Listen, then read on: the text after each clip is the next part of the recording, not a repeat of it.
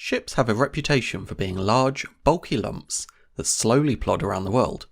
Even a passage from Southampton to New York on a modern ocean liner now takes the best part of a week, travelling at, let's call it 20 knots-ish. In an airliner you can do the same in a matter of hours rather than days. They have a typical cruising speed of 500 knots, ignoring the likes of Concorde of course. Even your own transport has typical speeds of 70 miles an hour, about 60 knots when travelling on the motorway in the UK at least. So, what is it about ships that makes them so slow? In terms of physical size, ships' engines are enormous.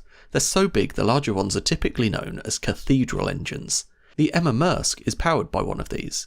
She is an E-class container vessel almost 400 metres long and was the largest container ship ever when she was launched back in 2006. Of course, since then Maersk have bought out the Triple E-class, which is slightly longer and wider, and other companies have bought out ships even bigger still. Her main engine weighs 2,300 tonnes and pumps out a whopping 109,000 horsepower. Now it's easy to compare that to a car, as they all publish the horsepower of their engines. For typical cars you're looking at about 100 horsepower, depending on the configuration you've chosen. At the extreme end you've got F1 cars which can be pushing 1,000 horsepower. It is a little trickier to compare that to an aircraft, as they use jet engines, which produce thrust instead of the mechanical horses that we use everywhere else. The maths is complex, but the best estimates I've found put typical 747 engines at around the 150,000 horsepower mark. So, for power it makes sense that the plane is the fastest, but the ship comes second, and she is still slower than the car, so there must be more to it than just the horses. With movement and things, another factor always makes an appearance: mass. It is in the energy formula, with kinetic energy being half mv squared, and it forms acceleration, force being mass times acceleration. So, how can we add mass into this discussion? We can look at horsepower per tonne instead. For the plane, we can take the 747. They come in anywhere between 300 and 500 tonnes and are powered by 4 of those jet engines. A crude effort gives the power per tonne at, let's say, 1,200 horsepower per tonne.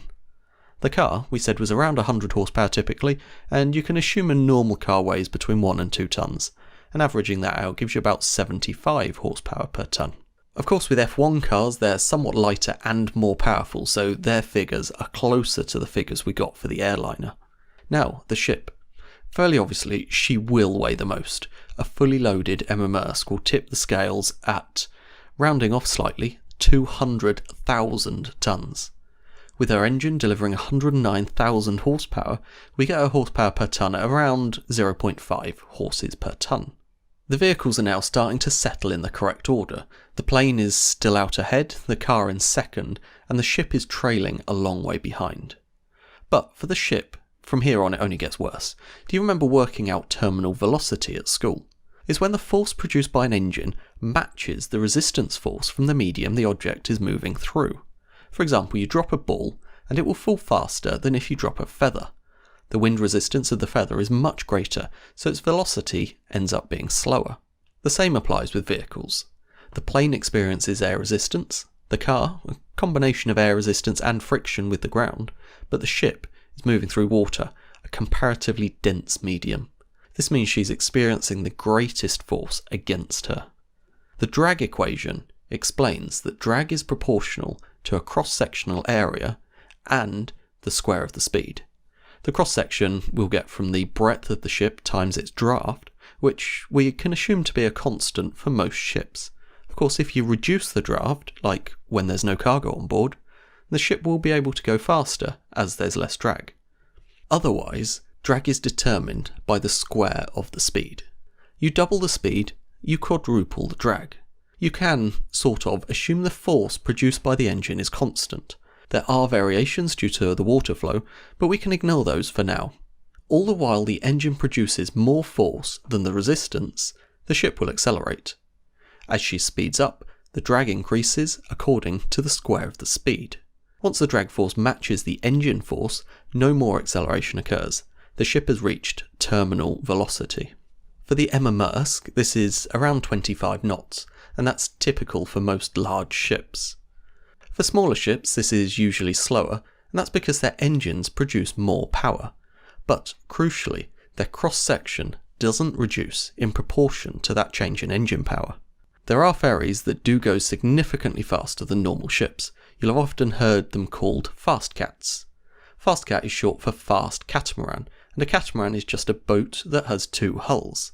Instead of a single box-shaped hull, the cat has two thin hulls.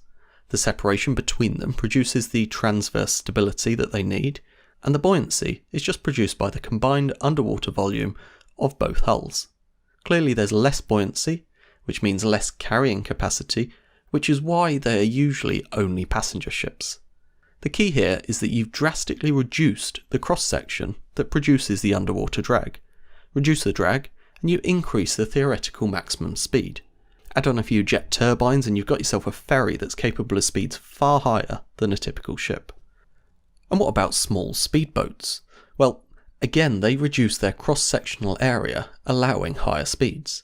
But rather than change the shape of the hull, they're designed to rise above the water instead of pushing through it. We call it planing.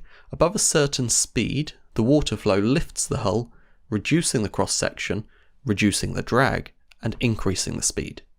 Hydrofoils do a similar thing, except they have an underwater wing to produce the lift.